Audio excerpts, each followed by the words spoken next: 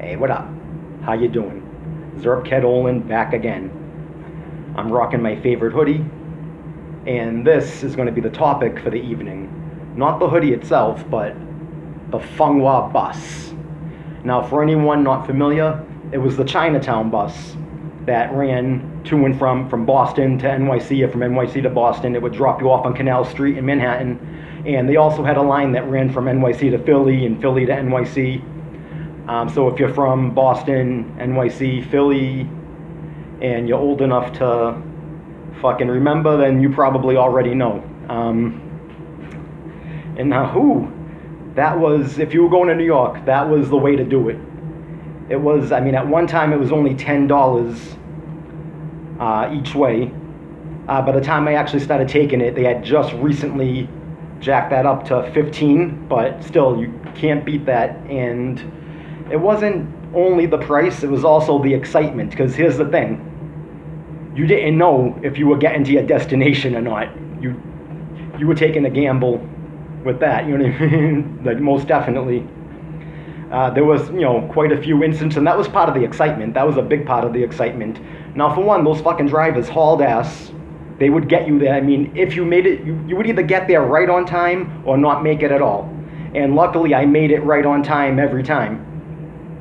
But there have been incidents where, like, the bus just flipped over on the highway or caught on fire, and that wasn't just an isolated incident. That was something that occasionally happened, and you knew you were taking that risk every time you sat your ass down on that thing.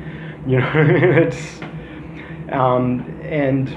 besides that, it was, you could basically just make yourself at home and do whatever the fuck you want on that bus, because nobody gave a fuck. The driver most certainly didn't give a fuck, and none of the passengers did, because there were two types of people that took the Fung Wah. There were total degenerates like myself and my crew, and then there were also regular normal people who were just looking for a cheap ride to New York, so but those people, like, they knew what they were signing up for.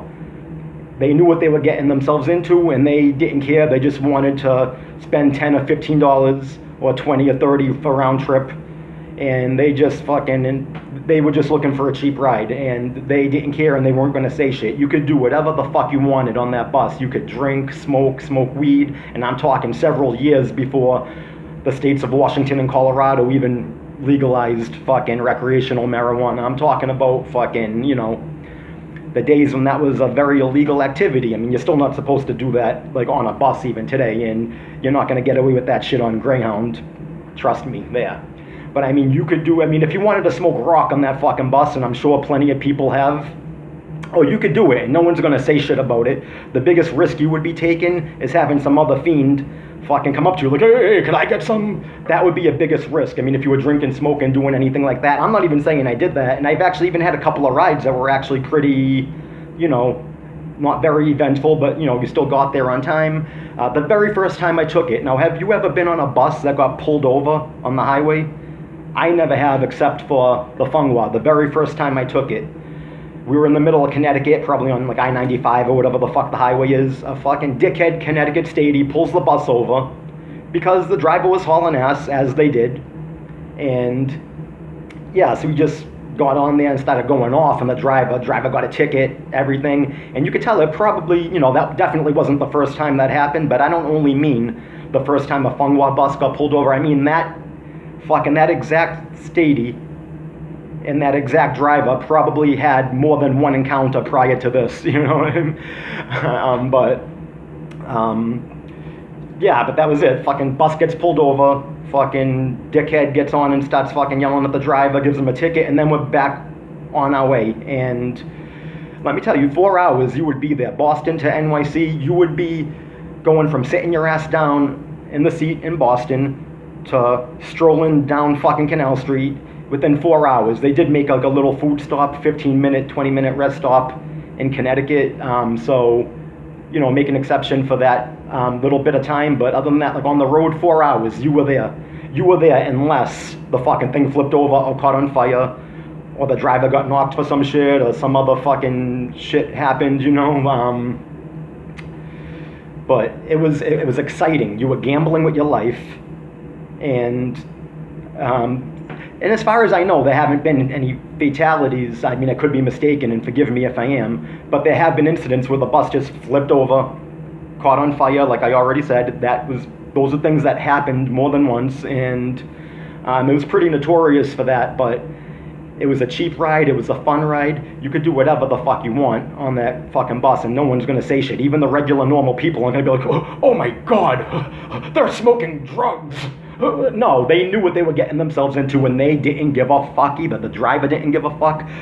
The more straight-laced passengers didn't give a fuck, and man, you would meet some interesting characters on there. It was fun. It was a good time. It was an exciting time, and the element of danger, and just knowing that, am I gonna make it there or not? Like, you know what I mean? Like, it was exciting. It was a rush. It was a very fun time, and some of the best times I ever had in my life. Well, some of the best times I ever had in my life were hanging out in New York, in NYC, baby. But the bus ride was part of the experience, and that was like a big part of the experience every time. And there's just no other bus like that. I mean, shit, you could say whatever you want about fucking Greyhound and any other stupid bus. I mean, any kind of bus is going to be like, you know, fucking not great, but fucking like the Fung Wah was especially, particularly, and fucking phenomenally fucking sketchy and grimy and just fucking awesome. It was great. It was great. And I mean, the company went under like a good few years ago. So RIP Fung Wah, and thank you for the memories.